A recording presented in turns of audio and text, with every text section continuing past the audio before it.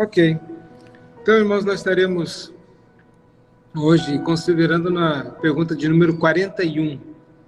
Então, se alguém tiver aí o catecismo aí que quiser fazer a leitura, né, da pergunta e da resposta, por favor.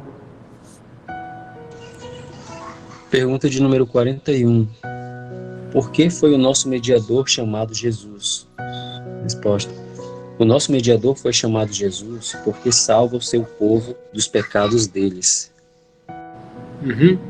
Então, novamente, agora eu gostaria que alguém ainda abrisse a sua Bíblia no Evangelho de Mateus, capítulo 1, no verso 21.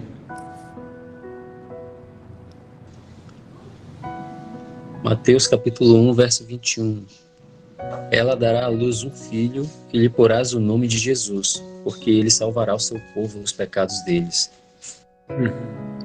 Ok, obrigado. Então, vemos aqui em Mateus, né, o significado do nome Jesus, porque ele salvará o seu povo dos pecados deles mesmos, né? E Jesus significa uma palavra que vem do grego, né? Jesus significa salvador, ou aquele que salva. E no hebraico, Yeshua, né? Que significa a mesma coisa. A tradução no hebraico seria Josué, né? Então nós vemos personagens bíblicos, né, com o nome Josué, o mesmo nome, né, na versão hebraica daquilo que é Jesus na versão grega, tá? Acho que isso também é muito importante. Eu queria fazer essa apresentação desse detalhe, porque algumas pessoas dizem que nós devemos sempre mencionar o nome hebraico, e que seria uma perversão o nome Jesus, né? Isso depõe contra uma boa interpretação das Escrituras, esse tipo de entendimento, né? Como se fosse traduzir Jesus, falar Jesus seria não estar mencionando o nome e honrando a Deus como deveríamos honrar. Foi traduzido, né? Então, o próprio apóstolo Paulo, os apóstolos, nos evangelhos, usavam a forma grega, tá? Normalmente, aquilo que significaria no Antigo Testamento lá, como eu falei, Yeshua. E sem nenhum problema, demonstrando também da universalidade do Salvador, que ele é Salvador de todos os povos, não só dos judeus. Ele veio para salvar as pessoas. Então, o que nos importa aí é o significado do nome, e também entendendo que em outras nações, em outras línguas, outros povos, né, mencionarão o nome Jesus, mas usando o seu próprio dialeto, sua própria linguagem, e nem sempre nomes, né, elas permanecem inalterados. Ela vai ter, de acordo com a cultura de cada um, ela pode ter mudanças, né? Você vai ver isso é muito normal e muito comum, na verdade, tá? Bom, então, deixando essa pequena palavra com relação a esse uso do nome Jesus, tá? Lembrando que no grego seria Jesus Christos, Jesus Cristo, e no hebraico seria outro, né? Yeshua, né? O Mashiach seria o Messias, o Cristo, né? Olhando para o Antigo Testamento. Bom, vimos então o que significa Salvador, aquele que salva, e demonstra aí o seu propósito, sua ação, né? O que ele veio fazer neste mundo. Ele veio para salvar pecadores, né? Ou Jeová é a salvação, Deus é o o Salvador, ele é aquele que salva, né? Bom, esse seria o significado literal do nome Jesus. Aí a pergunta que eu também colocaria é: quem deu o nome Jesus?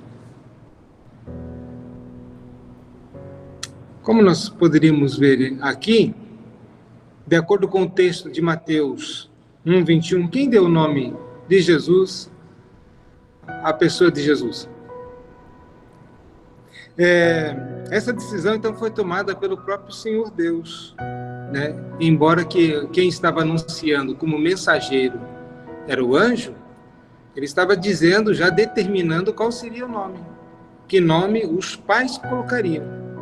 Então percebo que eles não tomaram essa decisão de colocar aleatoriamente o nome do primeiro filho de Maria, né? Porque, na verdade, ele foi concebido por obra do Espírito Santo, filho do Altíssimo. E acho que isso também é um ponto importante, porque dentro da cultura judaica, aquele que dá nome, ele tem autoridade, de certo modo, sobre aquele que ele nomeia, ou sobre aquilo. Nós vemos, então, na Bíblia, vários exemplos de pessoas que dão nomes. O próprio Senhor Deus, ele dá nome às coisas que ele cria, demonstrando a sua autoridade sobre a criação, né? Se você perceber lá em Gênesis, no capítulo 1, verso 10, vai dizer assim: a porção seca chamou Deus terra, e ao ajuntamento das águas, mares. Depois ele começa a nomear todas as coisas, o sol, a lua, as estrelas. Ele começa a nomear, demonstrando assim a sua autoridade sobre essas coisas criadas. Ele tem autoridade sobre isso. No Antigo Testamento também Deus ele deu um mandato cultural aos homens, para que os homens dessem nome às coisas.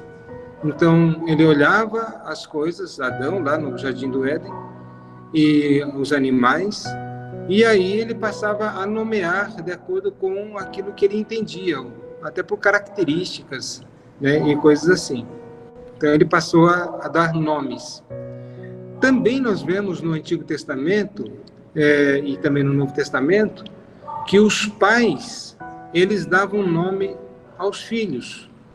Era quase que uma prerrogativa paternal, né? O pai, ele olhava para algumas, até por algumas questões de expectativas futuras e tudo mais, então ele dava nome aos filhos.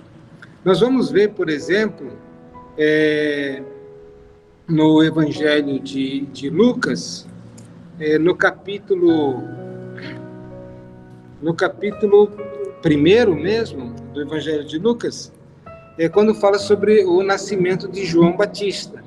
Ele vai dizer lá que sucedeu que no 8º dia, né, foram circuncidar o menino e queriam dar-lhe o nome de seu pai, Zacarias.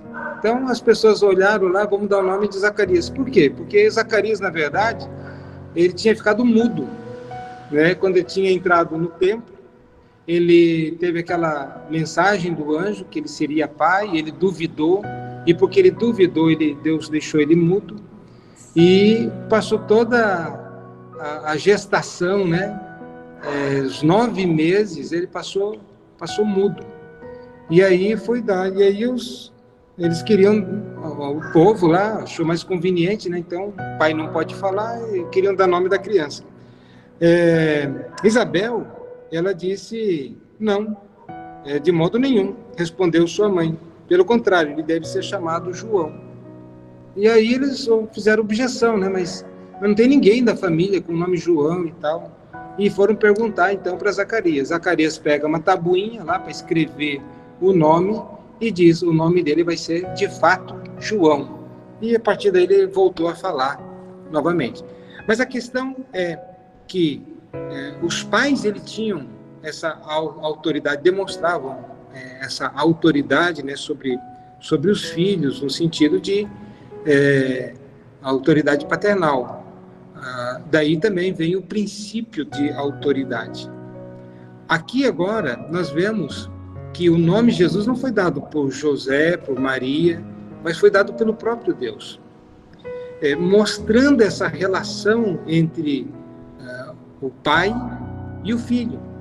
Quem é pai de Jesus é o próprio Senhor Deus, né? No sentido que ele é o unigênito Filho de Deus, sem tentarmos desconstruir aquela ideia da divindade de Cristo que nós já estudamos.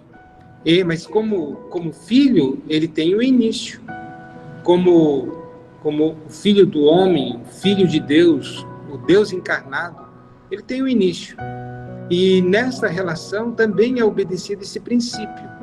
Por isso que ele vai dizer em todo o seu ministério: do modo como eu ouço do Pai, assim também falo. Assim como eu ouço do Pai, assim também faço, eu ajo. Ele não estava agindo de iniciativa própria, mas ele estava em submissão ao Deus Pai. Bom, eu acho que isso é um ponto importante, essa questão de nomear. O próprio poder de nomear, Deus concedeu aos homens, quando Deus estabelece lá em Gênesis capítulo 2 que o homem deveria dar nome aos animais. E Deus deu essa autoridade para os homens. Então, ponto pacífico. Os pais nomeiam seus filhos porque são os pais. E deve entender que ele não somente tem o poder para dar nomes, mas tem autoridade sobre o que vai ensinar, vai corrigir e por aí. Agora, quanto aos nomes, ele indicava várias coisas. Poderia indicar um propósito, né? Não somente de mostrar a autoridade do pai em dar nome aos filhos do pai ou da mãe, lembrando que não é só o pai gênero masculino, mas é numa concordância pai e mãe, porque os dois são autoridade sobre os filhos, né? Mas dava um nome no Antigo Testamento, inclusive para escravos, para seguidores, né? Abraão, Deus deu um nome, mudou o nome, né? Às vezes de acordo com o nome era escolhido de acordo com o caráter da pessoa, né? Ou uma circunstância de vida, ou uma situação que aconteceu, né? Icabode, né? Foi-se a glória de Israel, daí deram o nome do menino lá de Icabode, né? Por quê? Porque foi um momento histórico lá onde a arca tinha sido levada, né, pelos filisteus. Mas Ebenezer, né, até aqui nos ajudou o Senhor, e que fala sobre esperança também, esperança de futuro, alguma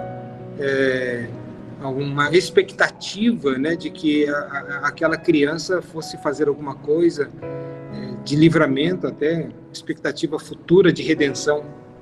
Pois bem, também as grandes verdades que podemos ver nesse texto, tá? Primeiro, estou me referindo não à pergunta necessariamente, mas ao texto de Mateus capítulo 1, verso 21, tá? Que diz que ela dará à luz um filho e lhe porás o nome de Jesus. Bom, já vimos aqui que quem deu o nome de Jesus para Jesus foi o Deus Pai, por causa dessa relação de autoridade. Ele que é o Pai, não José. Maria foi instrumento, né, nas mãos de Deus para a encarnação do Verbo, mas ela foi concebida por obra, como vemos, do Espírito Santo. E o nome dele, lhe porás o nome de Jesus, porque a razão para isso, porque ele salvará o seu povo dos pecados deles, ele salvará. Então, algumas coisas que nós podemos aprender aqui. Em primeiro lugar, que todos pecaram. Não necessitaria vir um Redentor se não houvesse pecado. E o ensino bíblico é de que todos pecaram. Todos carecem da glória de Deus. Todos se extraviaram. Não há quem busque a Deus. Não há um sequer. E o salário do pecado, por fim, é a morte. Então, essa é a condição da humanidade. Não há necessidade de redentor se não há pecado. Não há necessidade de médico se não houver enfermos. Agora, quantas pessoas estão doentes e não reconhecem a sua doença? Quantas pessoas estão morrendo por causa do pecado, mas não reconhecem que são pecadores? Então, para esses, não há redenção. O justo, ele não precisa de salvador. O são não precisa de médico. Mas não que definitivamente não precisaria, porque todos pecaram. Mas é a negação do seu estado de enfermidade, de doença e de pecado. Porque ele olha de uma perspectiva puramente humana. Ele está bem de saúde, tem uma família, não fala palavrão, ele até vai para a igreja, de repente. Ele é um cara legal. Ele acha que está tudo bem. Ele é justo aos seus próprios olhos. É quase que ele diz, Deus tem sorte de ter um cara como eu do lado dele. Ele não entende o pecado. Ele não entende a natureza do pecado, a vileza do pecado, a extensão do pecado. Mas Jesus, ele é salvador daqueles que reconhecem o seu pecado e a sua miséria. Não há salvação para aqueles que não reconhecem esse estado de miséria. Então, essa é a primeira verdade que podemos entender dessa questão, que se Jesus é o Salvador, né? Porque ele salvará o seu povo do pecado deles. É porque todos pecaram. Mas uma segunda verdade que nós podemos aprender aqui é que a salvação dos pecados realiza-se por meio de um Redentor. Se o homem pudesse se redimir sem Cristo, não haveria necessidade da encarnação de Cristo. Por exemplo, se nós pudéssemos nos redimir pelas nossas boas obras, é só praticar boas obras. É só Deus ter dito lá, olha, não mate, não roube, não faça mal, seja um cara legal, seja cordato, seja honesto, não minta, não fale palavrão. Aí você vai para o céu. E muitas pessoas pensam nesse sentido. Nunca matei, nunca roubei, nunca... E pensa que a salvação é meritória, por méritos humanos. Não, a ideia é de que a salvação realiza-se por meio de um Redentor. Alguém que tenha a competência, que seja aquele que salva, que tenha competência para salvar. O homem, como perdido, ele não pode se salvar. Porque existe também uma outra analogia do homem no estado de pecado. O homem está morto nos seus delitos e pecados. Logo, o morto não tem poder de escolha, não tem poder de decisão, não tem poder de mudança sequer de estado, de condição. Ele não pode, o morto não dá vida para si mesmo. Uma outra analogia que se faz do homem no estado de pecado, ele é um escravo. Se o escravo pudesse se libertar a si mesmo, tudo bem, mas ele não pode comprar a sua própria libertação. Ele não tem condições para isso. Uma outra pessoa tem que fazer isso. Há outras analogias que a Bíblia fala sobre o cego. A gente não pode dar vista a nós mesmos.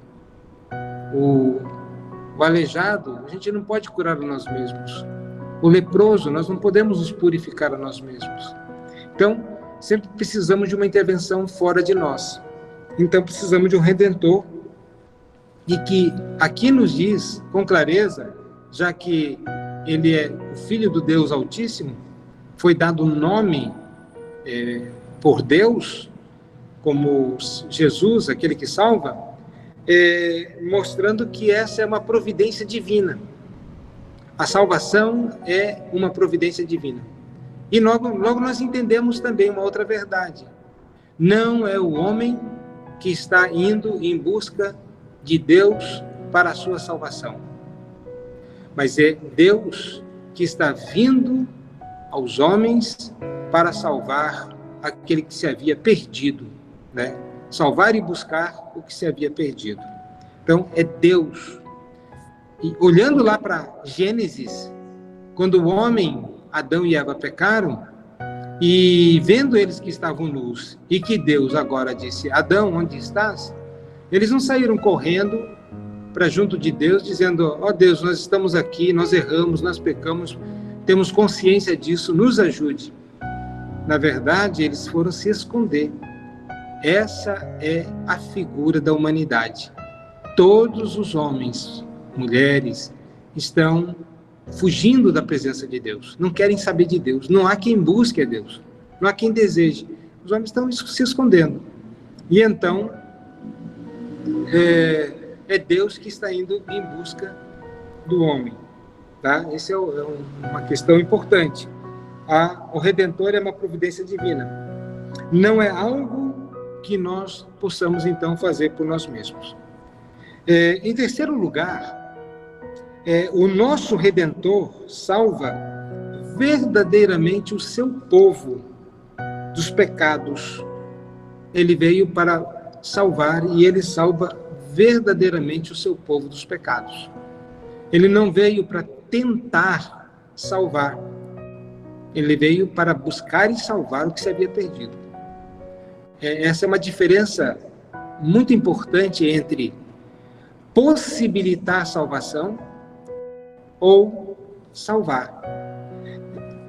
Possibilitar a salvação seria mais ou menos o seguinte: Deus fez todas as coisas, enviou seu Filho, ele morreu na cruz, colocou todo o combo da salvação num cesto, né? E aí diz para os homens: venham e agora faça a parte de vocês, peguem a salvação aqui. Eu providenciei tudo, mas você agora vem pegar. Ou seja, e se o homem não pegar, ele não vai ser salvo. Na verdade, ninguém, se Deus fizesse assim, ninguém seria salvo. Porque ninguém iria pegar essa salvação. Isso seria possibilitar a salvação, deixando nas mãos do homem a decisão final de pegar ou não a providência salvadora. Ninguém iria pegar. Todos os homens ainda assim, a despeito da morte de Jesus, da vinda de Cristo e da sua morte, todos os homens ainda morreriam para o inferno.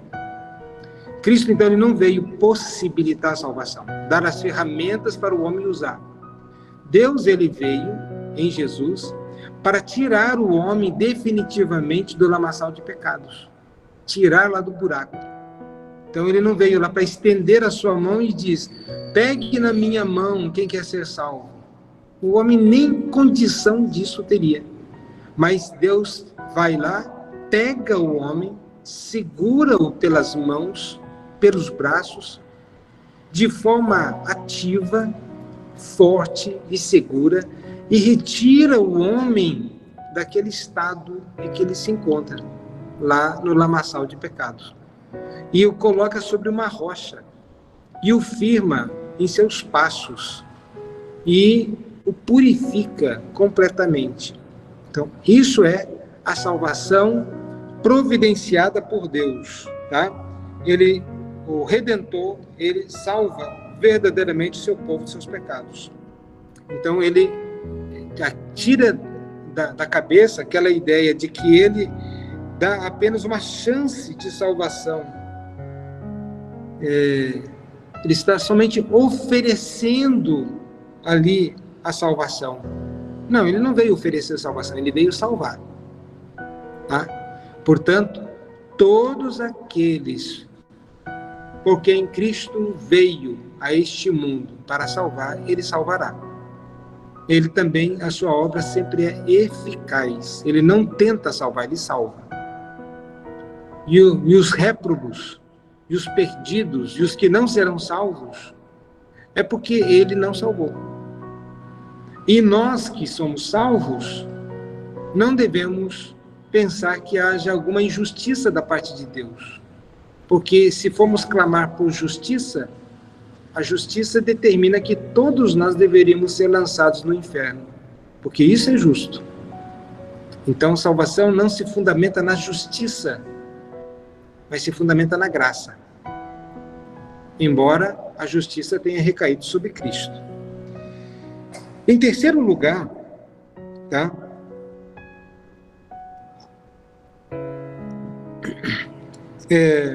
O nosso Redentor, ele salva não todo mundo. Ele não veio para salvar o mundo todo. Alguns pensam assim, Jesus ele veio, morreu por todas as pessoas indistintamente. Isso não é verdade. Porque se Jesus ele veio para salvar todo mundo, nós devemos então confessar a ineficácia da obra de Cristo. Porque se ele veio para salvar todo mundo, a grande maioria está indo para o inferno.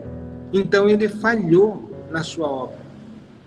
Porque ele está tentando salvar o mundo todo, mas não está conseguindo. Também devemos entender que, então, ou o diabo é mais forte do que Deus, porque ele está querendo tirar das mãos do diabo, mas não está conseguindo, a maioria. Se não for o caso de ser o diabo o impedimento, então é o homem. Porque Deus, ele convida, vem, eu vou te salvar. E o homem diz, não.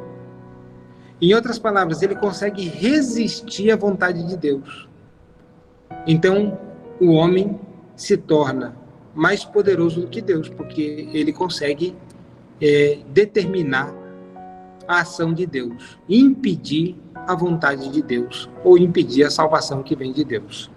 Então, o nosso texto, ele diz que ele salvará o seu povo. Ele não está dizendo, vai salvar todos, mas está falando sobre um povo. E esse povo é muito bem descrito nas Escrituras como um povo que é feito uma aliança entre Deus e esse povo. E de que esse povo, então, no final, será efetivamente salvo. Que também na Bíblia é chamado de os eleitos. É o seu povo, os eleitos. Então, Jesus, o Redentor, ele veio para salvar um grupo em particular. Ele veio dar a sua vida pelas suas ovelhas. E a Bíblia é clara em definir a humanidade em dois grandes grupos: luz e trevas, filhos de Deus, filhos do diabo, trigo e joio, e por aí vai. E também define no sentido de que ovelhas do seu pasto e bodes. E ele vai dizer que ele, as suas ovelhas, ele ouve a ele, né, ouve a sua voz, e enquanto que os bodes não dão ouvidos, né? E também ele vai dizer que ele dá a sua vida pelas suas ovelhas. Então, se há esses dois grandes grupos, ovelhas e bodes, ele não diz, eu dou a vida por todos, mas ele dá a vida somente pelas suas ovelhas, tá? Então, ele morreu, a expiação de Cristo é por um grupo em particular de seres humanos, ou seja, os eleitos de Deus aqueles que foram eleitos desde antes da fundação do mundo, e os quais agora aqui o texto diz como sendo o seu povo. Então, ele foi enviado por Deus, percebam bem, agora está sendo enviado por Deus, com o objetivo de ser aquele que salva, para salvar um grupo em específico, que é o seu povo, dos pecados deles, porque esse povo também tinha cometido pecado. Não está dizendo aqui que é um grupo que não tem pecado, um grupo melhor do que os demais. Não. São tão pecadores quanto todos os outros. Mas, pela escolha de Deus, passaram a se tornar esse povo particular, ou as ovelhas do seu pasto. E, então, ele não veio para tentar salvar todos, mas ele veio para efetivamente e definitivamente salvar o seu povo, as suas ovelhas. E, por fim, nesse texto, também nós podemos inferir aí, ou devemos compreender, de qual é o nome Jesus. Afinal de contas, é um título ou é um nome? E nós devemos dizer, então, que é um nome. O título é Cristo. Nome, Jesus. Então, os dois conjugados aí. Jesus Cristo. Mas é um nome próprio, tá? Jesus é um nome próprio. E esse é o estudo de hoje, né? Que fala a razão do porquê o mediador recebeu o nome Jesus, como vimos, quem deu o nome, qual é a implicação dessa relação de quem dá o nome, qual é o significado do nome e o porquê daquele texto que diz porque ele salvará o seu povo do seu pecado. Então, como vimos aí, precisamos de um Redentor, todos pecaram, precisamos de um Redentor, não há salvação sem um Redentor, esse Redentor salva verdadeiramente, ele é eficaz na sua obra, e esse Redentor veio para salvar um grupo específico. E todos esses serão definitivamente salvos, nenhum se perderá. Amém? Não sei se há alguma dúvida, alguma pergunta, alguma colocação.